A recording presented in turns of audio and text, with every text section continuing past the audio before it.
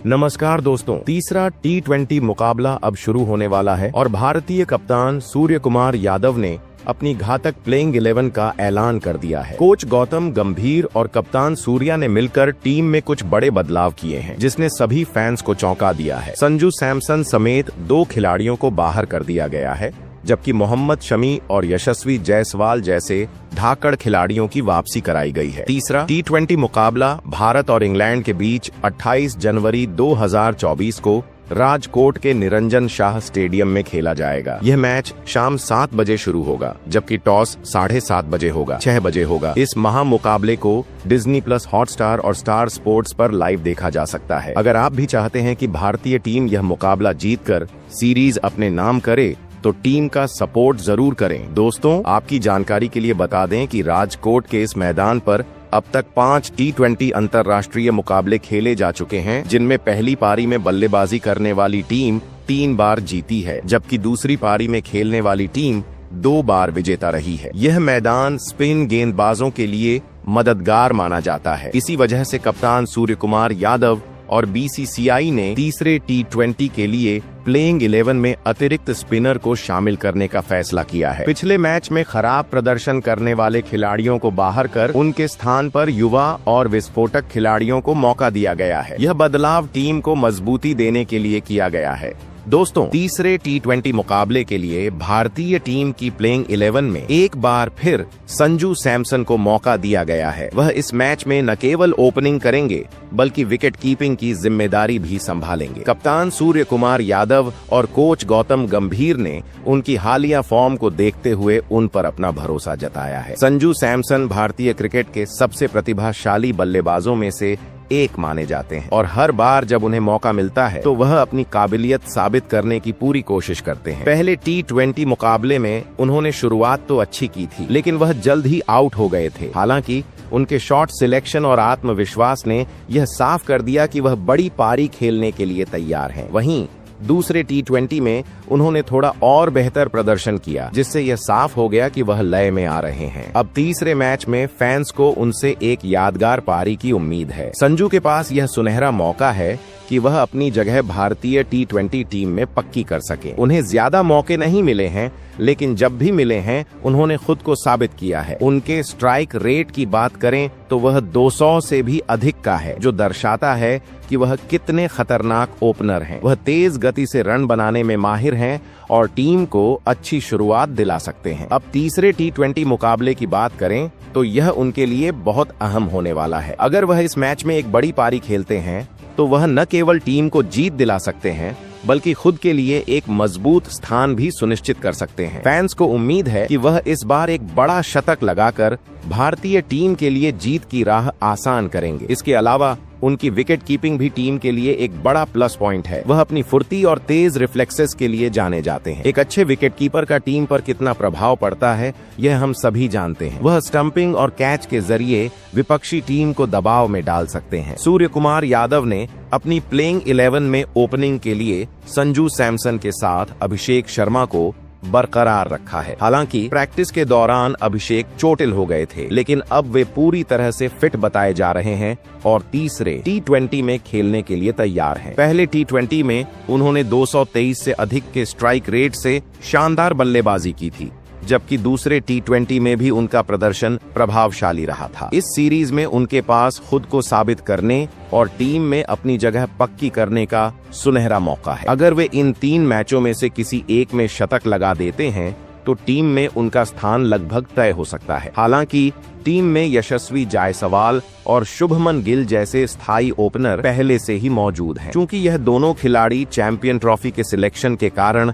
इस सीरीज में नहीं खेल रहे हैं और हाल ही में ऑस्ट्रेलिया दौरे पर व्यस्त थे, इसलिए उन्हें आराम दिया गया है। इस 5 मैचों की T20 सीरीज में अभिषेक शर्मा और संजू सैमसन के लिए बेहतरीन प्रदर्शन करना बहुत महत्वपूर्ण होगा। इससे न केवल उनके करियर को मजबूती मिलेगी बल्कि टीम में उनकी स्थायी जगह भी सुनिश्चित हो सकती है। फैंस को उम्मीद है कि अभिषेक तीसरे T20 में दमदार खेल दिखाएंगे और टीम के लिए बेहतर योगदान देंगे। इसके बाद तीसरे नंबर की बात करें तो कप्तान सूर्य कुमार यादव ने अपनी प्लेइंग 11 में तिलक वर्मा को मौका दिया है। तीसरे T20 में तिलक वर्मा नंबर 3 पर बल्लेबाजी करते नजर आएंगे। हालिया प्रदर्शन को देखते हुए यह निर्णय लिया गया है, क्योंकि तिलक ने पहले और दूसरे T20 में शानदार खेल दिखाया है और इस पोजीशन पर फिट बैठते हैं। विराट कोहली के संन्यास लेने के बाद भारतीय टीम को एक स्थायी नंबर 3 बल्लेबाज की तलाश है। तिलक वर्मा ने अपनी बेहतरीन फॉर्म से इस पोजीशन के लिए मजबूत दावा पेश किया है। यदि वे अपनी बल्लेबाजी में निरंतरता बनाए रखते हैं तो वे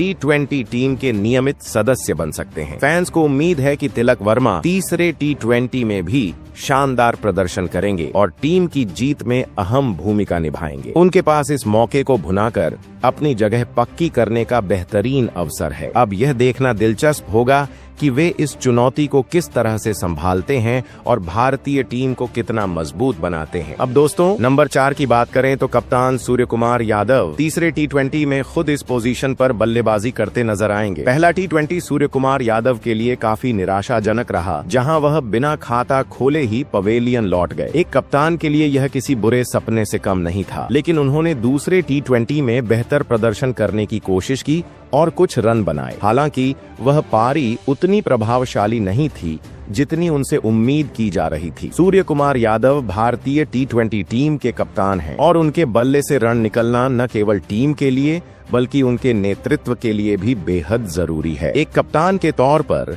उनका प्रदर्शन पूरी टीम के आत्मविश्वास को प्रभावित करता है। तीसरे T20 में फैंस उनसे बड़ी पारी की उम्मीद कर रहे हैं। अगर वह शतक जमाने में कामयाब होते हैं तो यह न केवल उनके आत्मविश्वास को बढ़ाएगा बल्कि टीम को भी एक मजबूत स्थिति में ले जाएगा। कप्तान के तौर पर उनका प्रदर्शन टीम के लिए मिसाल बनेगा और ऐसे समय में जब टीम को उनकी सबसे ज्यादा जरूरत है, सूर्य कुमार यादव के लिए यह मैच खुद को साबित करने का बेहतरीन मौका है। इसके बाद नंबर 5 पर सूर्य कुमार यादव ने रिंकू सिंह को अपनी प्लेइंग 11 में जगह दी है। रिंकू सिंह, जो घरेलू क्रिकेट और IPL में अपने विस्फोटक अंदाज के लिए जाने जाते हैं, तीसरे T20 में भारतीय मिडिल ऑर्डर को मजबूती प्रदान करने के लिए तैयार हैं। पहले T20 में उन्हें बल्लेबाजी का मौका नहीं मिला था, लेकिन उन्होंने अपनी बेहतरीन फील्डिंग से टीम के लिए योगदान दिया। वहीं दूसरे T20 में उन्होंने बल्लेबाजी की, लेकिन उनका प्रदर्शन औसत रहा। हालांकि उनकी क्षमताओं पर कोई संदेह नहीं है और तीसरे T20 में उनसे बड़े प्रदर्शन की उम्मीद की जा रही है। रिंकू सिंह का सबसे बड़ा गुण उनकी मानसिक मजबूती और दबाव में खेलने की क्षमता है। अगर भारतीय टीम तीसरे T20 में जल्दी विकेट खो देती है तो रिंकू सिंह नंबर 5 पर आकर टीम को संभाल सकते हैं। वह न केवल पारी को स्थिरता देंगे बल्कि जरूरत पड़ने पर बड़े शॉट्स भी खेल सकते हैं। रिंकू का पिछला रिकॉर्ड बताता है कि वह चुनौतियों से घबराते नहीं हैं और अपनी बल्लेबाजी से मैच का रुख बदलने का दम रखते हैं। तीसरे T20 में रिंकू के पास खुद को साबित करने का बड़ा मौका है। इसके बाद नंबर 6 पर कप्तान सूर्य कुमार यादव ने हार्दिक पांड्या को तीसरे T20 के लिए अपनी प्लेइंग 11 में शामिल किया है। भले ही हार्दिक अब टीम के उप कप्तान नहीं हैं, फिर भी उनकी अहमियत भारतीय टीम के लिए लगातार बनी हुई है। हार्दिक को इस टीम में एक महत्वपूर्ण खिलाड़ी माना जाता है और तीसरे T20 में भी उन्हें नंबर 6 पर खेलने का मौका दिया गया है। पहले T20 में हार्दिक पांड्या ने बल्ले और गेंद दोनों से अच्छा प्रदर्शन किया था, जबकि दूसरे T20 में उन्होंने अपनी गेंदबाजी में थोड़ी और सुधार किया और बल्लेबाजी में भी ठीक ठाक प्रदर्शन किया। पहले T20 में हार्दिक पांड्या की गेंदबाजी में थोड़ी कमी दिखी, जहां उन्होंने 4 ओवरों में काफी रन दिए थे, लेकिन दूसरे T20 में उन्होंने अपनी गेंदबाजी में सुधार किया और ज्यादा रन नहीं दिए। इसके साथ ही उनकी बल्लेबाजी भी संतुलित रही। हालांकि वे मैच के रुख को बदलने में सफल नहीं हो पाए। अब तीसरे T20 में उनकी कोशिश यह होगी कि वह अपनी गेंदबाजी और बल्लेबाजी दोनों में और सुधार करे ताकि टीम को एक मजबूत स्थिति में रखा जा सके। फैंस को उम्मीद है कि हार्दिक पांड्या तीसरे T20 में अपनी पूरी क्षमता के साथ खेलेंगे और टीम को जीत दिलाने में महत्वपूर्ण योगदान देंगे। उनकी ऑलराउंड क्षमता भारतीय टीम के लिए बहुत महत्वपूर्ण है, खासकर तब जब मैच में संतुलन बनाने की जरूरत हो। यदि हार्दिक पांड्या अपना सर्वश्रेष्ठ प्रदर्शन करते हैं तो टीम न केवल तीसरे T20 को जीतने में सफल होगी बल्कि सीरीज में भी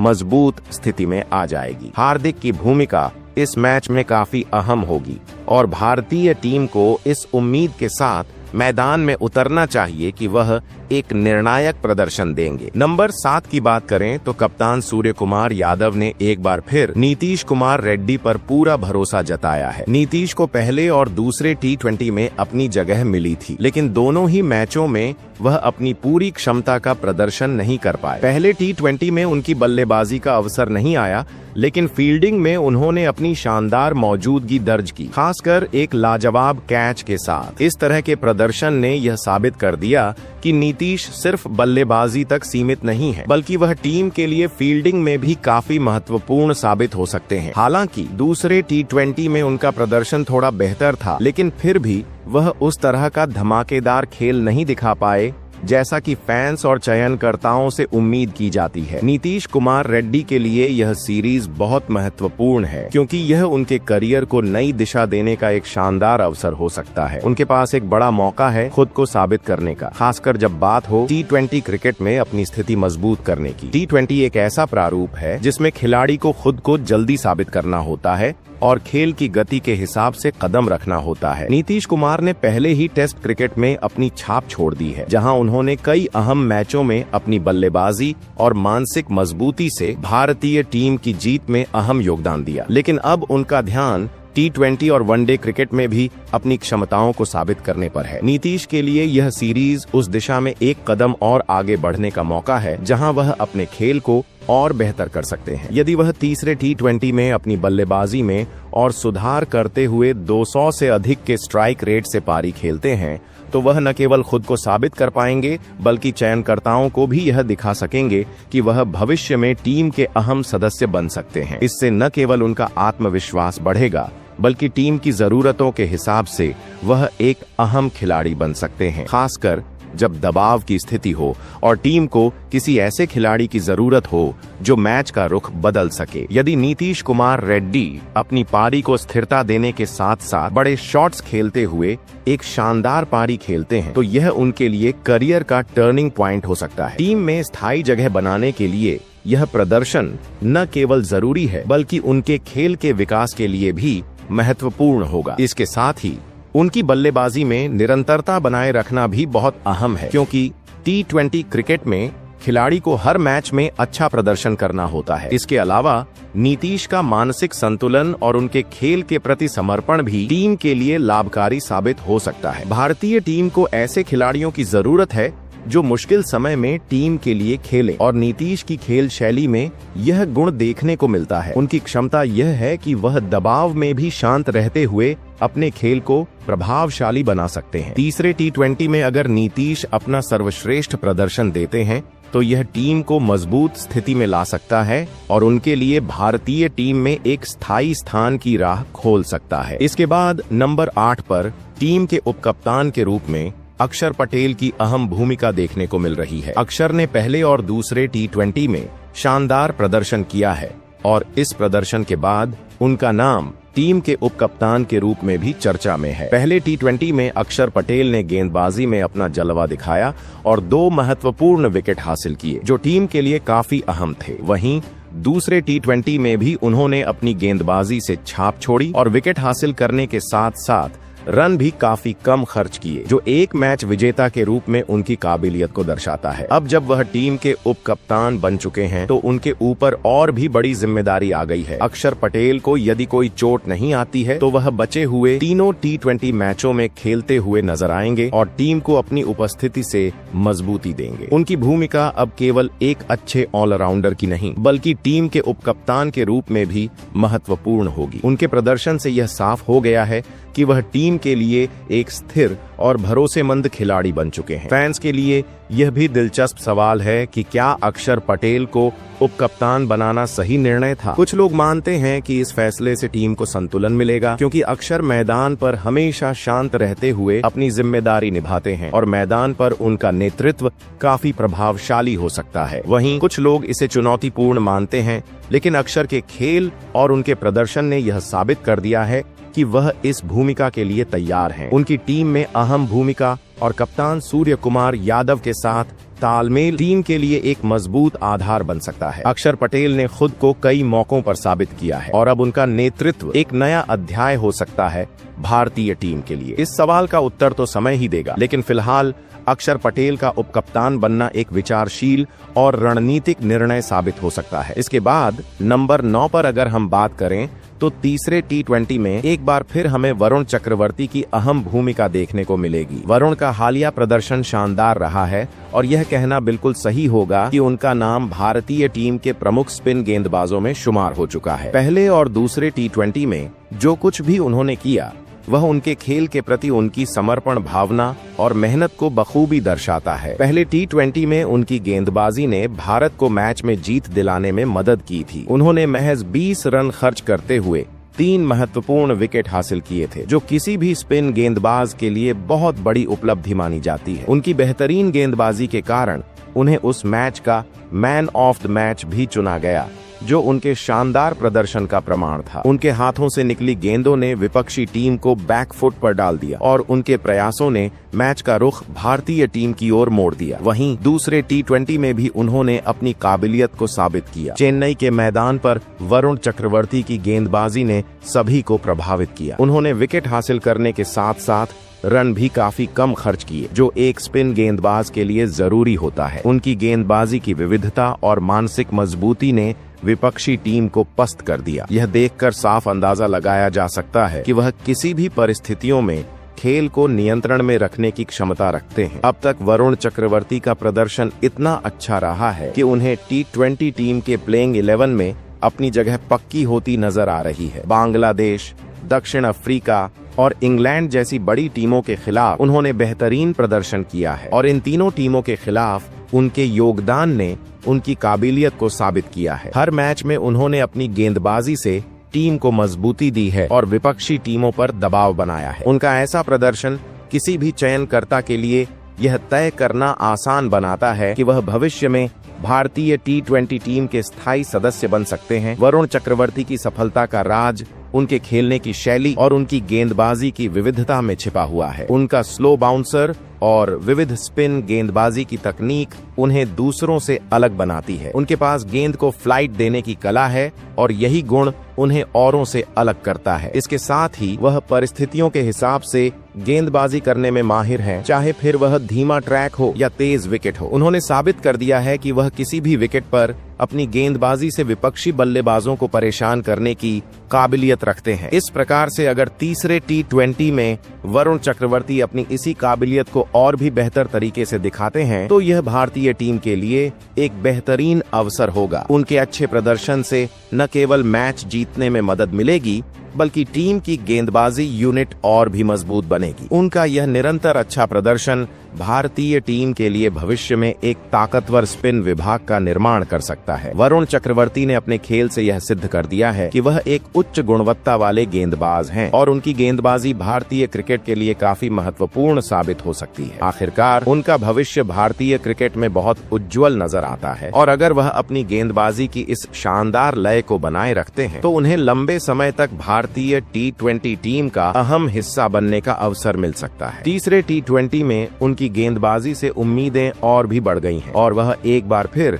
अपने प्रदर्शन से सबको प्रभावित करने के लिए तैयार हैं। इसके बाद 10वें नंबर पर अर्शदीप सिंह को शामिल किया गया है। अर्शदीप ने भारतीय क्रिकेट में अपनी गेंदबाजी के बलबूते एक महत्वपूर्ण स्थान बना लिया है और अब तक T20 क्रिकेट में सबसे ज्यादा विकेट लेने वाले भारत के एकमात्र तेज गेंदबाज बन चुके हैं। उनकी गेंदबाजी की खासियत है उसका न केवल गति बल्कि उस गति में नियंत्रण और सही वक्त पर विकेट हासिल करने की काबिलियत भी। अर्शदीप ने पिछले कुछ सालों में अपनी गेंदबाजी से कई बार टीम इंडिया के लिए मैच जिताए हैं और अपनी छाप छोड़ी है। अर्शदीप की सबसे बड़ी ताकत उनकी सटीक यॉर्कर गेंद और स्लोअर बाउंसर है। ये दोनों ही गेंदें विपक्षी बल्लेबाजों के लिए बेहद कठिन होती हैं। खासकर डेथ ओवरों में जब टीम को विकेटों की जरूरत होती है तो अर्शदीप उस दबाव को बखूबी झेलते हुए अपने कंट्रोल और स्किल्स के साथ गेंदबाजी करते हैं। उन्होंने कई बार ऐसे मौकों पर भारतीय टीम के लिए जीत दिलाने में अहम भूमिका निभाई है, जहां अन्य गेंदबाजों के लिए विकेट लेना मुश्किल हो जाता था। उनकी गेंदबाजी का तरीका और उनकी समझदारी उन्हें विशेष बनाती है और इस समय वह भारतीय क्रिकेट में एक महत्वपूर्ण और भरोसेमंद गेंदबाज के तौर पर उभरे हैं। T20 क्रिकेट में अर्शदीप का रिकॉर्ड खास तौर पर उल्लेखनीय है, क्योंकि उनका तेज गेंदबाजी के क्षेत्र में प्रदर्शन न केवल भारतीय क्रिकेट को लाभकारी रहा है, बल्कि उन्होंने क्रिकेट के छोटे प्रारूप में एक तेज गेंदबाज के तौर पर अपनी अलग पहचान बनाई है। अर्शदीप का अपनी गेंदबाजी में संयम बनाए रखना और कड़ी परिस्थितियों में भी आत्मविश्वास से भरे रहना उन्हें टीम का अहम सदस्य बनाता है। तीसरे T20 मैच में अर्शदीप से बहुत सी उम्मीदें हैं। उनकी गेंदबाजी से भारतीय टीम को विपक्षी बल्लेबाजों पर दबाव डालने का एक बेहतरीन मौका मिलेगा। अर्शदीप की रणनीति गेंदबाजी के दौरान विपक्षी टीम के बल्लेबाजों को लगातार दबाव में बनाए रखना है। उनका गेंदबाजी का दबाव विपक्षी टीम को गलत शॉट खेलने के लिए मजबूर करता है और इसी कारण उनकी विकेट लेने की क्षमता लगातार बढ़ती जा रही है। उनके पास सटीक यॉर्कर गेंद डालने की कला है, जो विपक्षी टीम के लिए सिर दर्द बन जाती है, खासकर जब वह डेथ ओवरों में गेंदबाजी करते हैं। अर्शदीप सिंह की गेंदबाजी भारतीय टीम के लिए अब एक मजबूत और भरोसेमंद हथियार बन चुकी है। वह केवल अपनी गेंदबाजी के कारण ही नहीं, बल्कि अपनी मानसिक मजबूती के कारण भी टीम के लिए बेहद महत्वपूर्ण है। उनके पास मैच के किसी भी मोड़ पर विकेट हासिल करने की क्षमता है, चाहे वह पावर प्ले के ओवर हो, मध्य ओवर या फिर डेथ ओवर। उनका प्रदर्शन जितना प्रभावशाली रहा है, उतनी ही बड़ी जिम्मेदारी अब उनके कंधों पर है। इसलिए तीसरे T20 में अर्शदीप सिंह के प्रदर्शन पर सभी की नजरें होंगी। उम्मीद की जा रही है कि वह अपनी शानदार गेंदबाजी को जारी रखते हुए भारतीय टीम को विपक्षी टीम पर दबाव बनाने में मदद करेंगे और यदि जरूरत पड़ी तो वह निर्णायक विकेट भी हासिल करेंगे। अगर वह अपनी गेंदबाजी की इस लय को बनाए रखते हैं तो निश्चित रूप से वह भविष्य में भारतीय क्रिकेट के सबसे भरोसेमंद और प्रभावशाली तेज गेंदबाजों में से एक बन सकते हैं। दोस्तों, इसके बाद इस प्लेइंग 11 में 11वें नंबर पर हमें वरुण चक्रवर्ती का नाम देखने को मिल रहा है। जी हाँ, वरुण चक्रवर्ती तीसरे T20 मुकाबले में एक बार फिर इंग्लैंड के बल्लेबाजों के खिलाफ अपनी शानदार गेंदबाजी का जादू दिखाने के लिए तैयार हैं। उनका हालिया प्रदर्शन काफी प्रभावशाली रहा है और वह हर मैच में अपनी गेंदबाजी से विपक्षी बल्लेबाजों को परेशान करने में सफल रहे हैं। वरुण ने पहले और दूसरे T20 मैचों में अपनी स्पिन गेंदबाजी के जरिए कई महत्वपूर्ण विकेट लिए हैं और उनके शानदार प्रदर्शन ने उन्हें प्लेइंग 11 में स्थायी स्थान दिलाया है। अब जब तीसरा T20 मैच आने वाला है तो वरुण का लक्ष्य इंग्लैंड के बल्लेबाजों को चुनौती देना है और अपनी गेंदबाजी से टीम को जीत दिलाने में महत्वपूर्ण भूमिका निभानी है। उनका धीमा गेंदबाजी का खेल, खासकर विकेटों पर स्पिन का काम करना, उन्हें एक अलग ही पहचान देता है। ऐसे में यह कहना गलत नहीं होगा कि वह इस मैच में भी अपनी शानदार गेंदबाजी से इंग्लैंड के बल्लेबाजों को खामोश करने के लिए पूरी तरह तैयार हैं। आपको यह प्लेइंग 11 कैसी लगी, हमें जरूर बताएं। क्या आपको लगता है कि यह टीम सही संयोजन के साथ मैदान पर उतर रही है? अपने विचार हमारे साथ साझा करें।